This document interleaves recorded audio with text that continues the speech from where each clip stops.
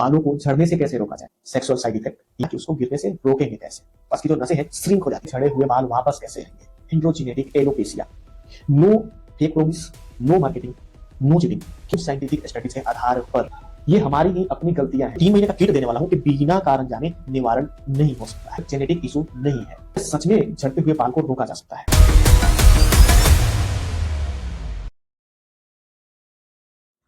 क्या आपके बाल हर महीने झड़ रहे हैं या डैंड्रफ की समस्या है, तो ये वीडियो बस आपके लिए है।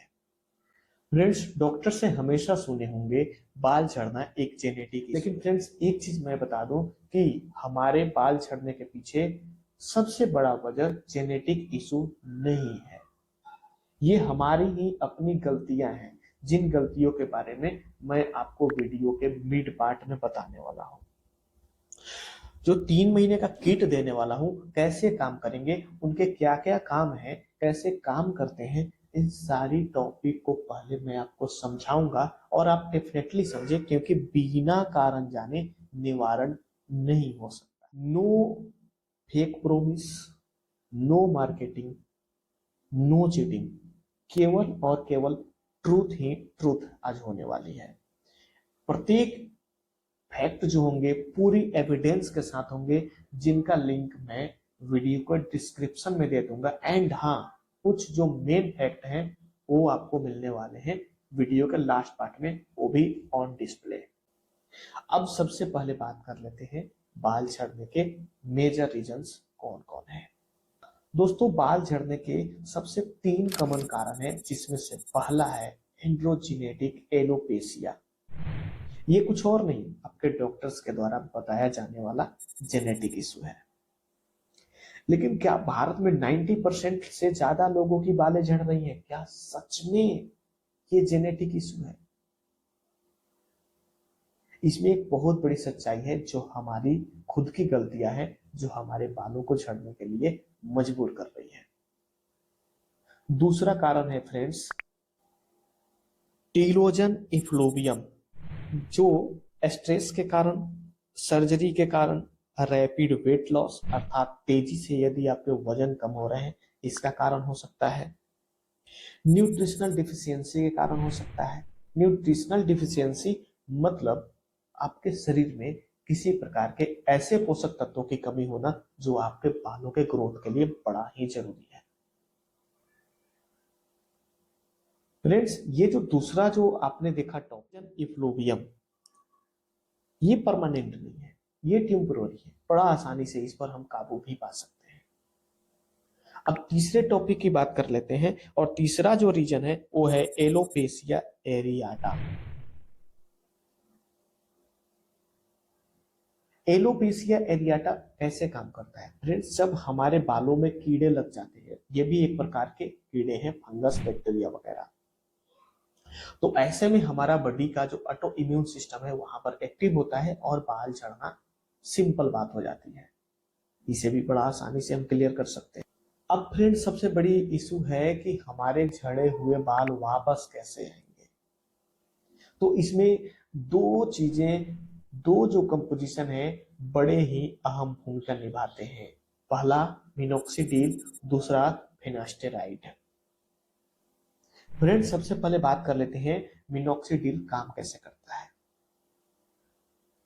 सबसे पहले तो ये समझिए कि हमारे बाल अचानक से नहीं झड़ते हैं। आपने अक्सर देखा होगा झड़े हुए बाल बहुत पतले धीरे धीरे हो चुके होते हैं, या फिर यूं कहें तो हाथों में जो बाल आते हैं वो बड़ा कमजोर से दिखाई देते हैं। तो यहीं पर काम करने वाला है मिनोक्सिडिल। अब ये जो बाल है ये पतले क्यों हो रहे हैं? क्योंकि उन्हें सही मात्रा में न्यूट्रिशन नहीं मिल रहे हैं। और फ्रेंड्स, जानते हैं कि बॉडी के प्रत्येक पार्ट में न्यूट्रिशन पहुंचता किससे है? आयरन के द्वारा, खून के द्वारा, रक्त के द्वारा। तो हमारी बालों के उस खोपड़ी के आसपास की जो नसें हैं श्रिंक हो जाती हैं, सिकुड़ जाती हैं, और वहां से रक्त प्रवाह कम हो जाती है। जस्ट यही काम है मिनोक्सिडिल का, हमारे रक्त प्रवाह को चौड़ा करना, हमारे जो श्रिंक नस जो है उनको फिर से वो क्या करे, चौड़ा करे, जिस कारण से होगा क्या, नसों का चौड़ा होना मतलब बड़े आसानी से रक्त का प्रवाह होना। रक्त का प्रवाह ज्यादा होना मतलब न्यूट्रिशन का ज्यादा पहुंचना, न्यूट्रिशन का ज्यादा पहुंचना मतलब हमारी बालों के जड़ों का मजबूत होना, और बालों के जड़ों का मजबूत होना मतलब सिंपल बात है, हेल्दी बालों का फिर से उगना। मिनोक्सिडिल का काम तो आप समझ गए। बात करते हैं फिनास्टेराइड की। फिनास्टेराइड फ्रेंड और कुछ नहीं, अभी तो हम बस बाराती को देख रहे थे, दुल्हा तो फिनास्टेराइड है। फ्रेंड्स, जहां मिनोक्सिडिल एक ऑयल के रूप में हम यूज कर रहे थे, अपने स्काल्प पर यूज कर रहे थे, जो आसपास की रक्त वाहिकाओं को चौड़ा कर रहा था, वहीं फिनास्टेराइड ओरल प्रिस्क्रिप्शन मेडिसिन है। अब इसका काम क्या है और ये काम कैसे करता है, ये सबसे ज्यादा इंपॉर्टेंट पॉइंट है। फ्रेंड्स, फिनास्टेराइड पुरुष पैटर्न बाल्डनेस में हेयर लॉस को धीमा करता है और हेयर काउंट को बढ़ाता है।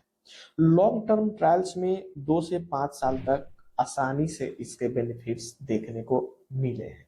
मतलब जैसे ही फिनास्टेराइड आप बंद करेंगे, हो सकता है आपके उगे हुए बाल फिर से गिरना स्टार्ट हो जाए। फ्रेंड्स, यहीं पर तो हमारा काम है ये बताना कि उसको गिरने से रोकेंगे कैसे। एक और चीज आपको बता दें, फिनास्टेराइड का एक साइड इफेक्ट है सेक्सुअल साइड इफेक्ट, या फिर आपके स्काल्प में थोड़ी सी इचिंग हो सकती है, खुजली हो सकती है।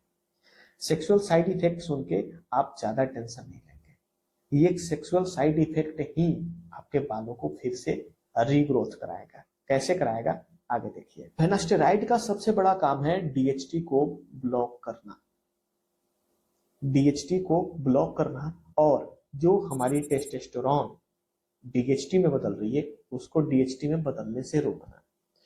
मतलब टेस्टोस्टेरोन तो आप समझ गए होंगे, ये पुरुषों में पाया जाने वाला एक हार्मोन है। अब टेस्टोस्टेरोन से हमारी क्या डीएचटी बन रही है। मतलब टेस्टोस्टेरोन का बढ़ना यानी डीएचटी का बढ़ना, और ये डीएचटी जाके जमा होते हैं कहाँ, हमारी वही जो बालों के जड़ है वहां पर, और वहां जमा होके उस छिद्र को श्रिंक कर देते हैं, पतला करेंगे, जिससे बाल धीरे धीरे निकलेंगे तो बहुत पतले रूप में निकलेंगे, और फाइनली तो कुछ समय बाद निकलना ही बंद हो जाएंगे।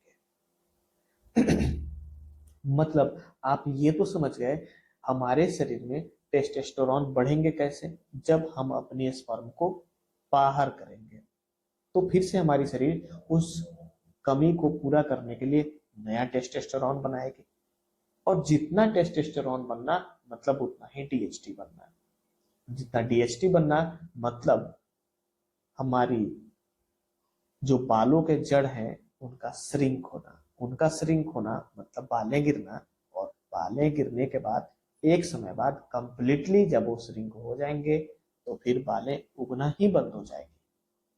मतलब ये तो समझ गए कि ये हमारी गलती का ही परिणाम है, या तो मास्टरबेशन या सेक्सुअली अन्य एक्टिविटी जो भी हो, ये हमारे टेस्टोस्टेरोन को बढ़ाएंगे तो डीएचटी भी बढ़ेगा। डीएचटी बढ़ेगा तो फिर हमारी बाल कमजोर होंगे, या फिर एक समय के बाद उगना ही बंद हो जाएंगे। यहीं पर काम है फिनास्टेराइड का। हमारी जो टेस्टोस्टेरोन है उसमें 5 अल्फा रिडक्टेज उसको कन्वर्ट करता है डीएचटी में, इसी 5 अल्फा रिडक्टेज को फिनास्टेराइड बंद कर देता है। 5 अल्फा रिडक्टेज ना बनना मतलब हमारे टेस्टोस्टेरोन का डीएचटी में नहीं बदल पाना, हमारे टेस्टोस्टेरोन को डीएचटी में नहीं बदल पाना मतलब डीएचटी बनना ही कम हो जाना, और डीएचटी बंद बनना कम होना मतलब एक तो मिनोक्सिडिल हमारी रक्त वाहिकाओं को चौड़ी कर रही थी, हमारी जो बालों के जड़ हैं वो मजबूत हो रहे हैं, नया डीएचटी बनना फिनास्टेराइड कम कर रहा है, मतलब अब आपके बाल वापस आएंगे। तो दोनों का बड़ा ही अहम भूमिका है, और ये तो सीख ही गए कि हमें किन गलतियों को कम करना है। अब सवाल आता है कि जैसे ही हम फिनास्टेराइड बंद करेंगे, फिर से 5 अल्फा रिडक्टेज जो है वो हमारे टेस्टोस्टेरोन को डीएचटी में कन्वर्ट करना स्टार्ट करेगा और फिर से हमारे बाल झड़ना स्टार्ट हो सकते हैं। दोस्तों, तो अब मेन पॉइंट यही बच गया है कि आपके बाल फिर से ना झड़े, इसके लिए क्या क्या करना होगा। पहला ये कि आप दवाओं को अचानक से बंद नहीं करेंगे। फिनास्टेराइड धीरे धीरे कम कीजिए, बट मिनॉक्सिडिल को कम से कम कंटिन्यू रखिए। इसको भी धीरे धीरे कम करना है, बट पहले फिनास्टेराइड को धीरे धीरे कम, मिनॉक्सिडिल को कंटिन्यू। जिस दिन फिनास्टेराइड कंप्लीटली बंद हो जाए धीरे धीरे, उसके बाद मिनॉक्सिडिल को धीरे धीरे बंद करेंगे, ताकि एक जैसे ही धीरे धीरे कम हो, दूसरा वाला अपना काम कर रहा हो। और अब इसके साथ कुछ हमारी सपोर्टिव हैबिट्स चाहिए, जैसे मैंने आपको वीडियो के पहले पार्ट में ही बताया था, मतलब वीडियो के स्टार्टिंग पार्ट में ही बताया था कि हमें क्या क्या चाहिए। स्ट्रेस नहीं लेना है, ये नहीं होना चाहिए। दूसरा क्या बताया था, अचानक से हेवी वेट लॉस नहीं करना है। जब हम दवा बंद कर रहे होंगे तो इन सारी चीजों का ध्यान रखना है। तीसरा, पर्याप्त मात्रा में नींद लेना है। और चौथा, जो सबसे बड़ा जरूरी चीज है, हमने बताया था न्यूट्रिशनल डिफिशियंसी पर ध्यान देना। इसी वजह से आपके बाल फिर से झड़ेंगे। दो वजह बनेंगे आपके बालों को फिर से झड़ने का। पहला, टेस्टोस्टेरोन की मात्रा बढ़ना, मतलब डीएचटी बढ़ना, और दूसरा न्यूट्रिशनल डिफिशियंसी का बढ़ जाना। तो इसके लिए आपको क्या क्या करना है, जैसे विटामिन डी पर ध्यान देना है, विटामिन 12 पर ध्यान देना है, डाइट पर पूरा प्रॉपर ध्यान देना है, प्रॉपर स्लीप चाहिए, स्ट्रेस मैनेजमेंट करना है, सप्लीमेंट्स कुछ लेते रहना है, और सबसे बड़ी चीज कि प्रोटीन इनटेक बहुत अच्छी होनी चाहिए। तो ये सारी चीजों को अपनाकर हम फिर से बालों को झड़ने से रोक सकते हैं। अब तक जो हमने बात किया वो बात किया झड़े हुए बाल को कैसे फिर से लाया जाए। अब बात करते हैं बालों को झड़ने से कैसे रोका जाए। अभी तो झड़ ही रहे हैं, उसे कैसे रोकें। डेफिनेटली आप जब इसका यूज करेंगे, सिंपल बात है कि जब आपकी जड़ें मजबूत होंगी मिनॉक्सिडिल से, तो झड़ने का चांस कम। दूसरा, सेक्सुअल एक्टिविटी आपको कम करना है, जिसके कारण डीएचटी कम बने, क्योंकि यही डीएचटी मेन विलेन है आपके बालों को झड़ाने के लिए। तीसरा, न्यूट्रिशनल डिफिशियंसी पर काम कीजिए, कुछ टेस्ट करा लीजिए, जैसे विटामिन डी से related test, vitamin B12, protein, एक सीबीसी करा लीजिए।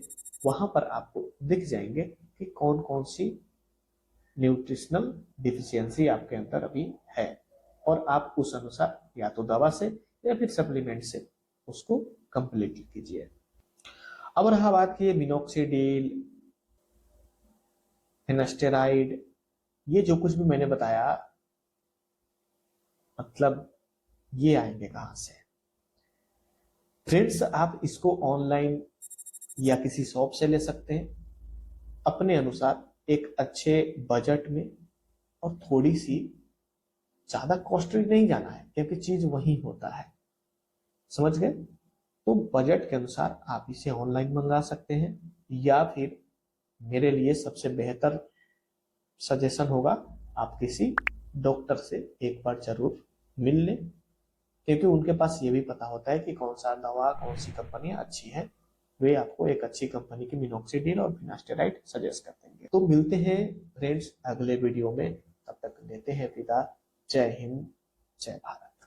अब मिनॉक्सिडिल का जो हमने कंप्रिहेंसिव रिव्यू लिया था वो पबमेड के वेबसाइट से लिया था। आप यहाँ पर उसको भी देख सकते हैं क्या क्या इसके कंप्रिहेंसिव रिव्यू है, जैसे कि एब्स्ट्रैक्ट हो गए, कुछ सिमिलर आर्टिकल्स आपको मिल जाएंगे यहाँ पर, जिसको आप विजिट करके देख सकते हैं। साइटेड बाय क्या है, ये सारी चीजें देख सकते हैं आप यहाँ से, तो इसको भी डेफिनेटली देखें। मैंने अपने वीडियो में एक रेफरेंस दिया था एंड्रोजेनेटिक एलोपेशिया का, तो मैंने उसे नेशनल लाइब्रेरी ऑफ मेडिसिन के ऑफिशियल वेबसाइट से पढ़ा था, जो कि आप इस लिंक के द्वारा, जो कि मैं ऑलरेडी इस वीडियो के डिस्क्रिप्शन में दे चुका हूं, आप वहां पर जाकर के कुछ चीजें जरूर देखिएगा, जैसे कि इंट्रोडक्शन देख लेंगे, इसके क्लिनिकल फीचर्स एंड ग्रेडिंग देख लेंगे, फिर इसके क्या डायग्नोसिस है ये देख लेंगे, एग्जामिनेशन देख लेंगे, क्या क्या इसके लेबोरेटरी इन्वेस्टिगेशंस थे ये देख लेंगे, मेडिकल ट्रीटमेंट कम से कम देख लेंगे, और कंक्लूजन तो जरूर देखेंगे। बाकी इसके क्या क्या रेफरेंसेस थे उसको डेफिनेटली देख लेंगे।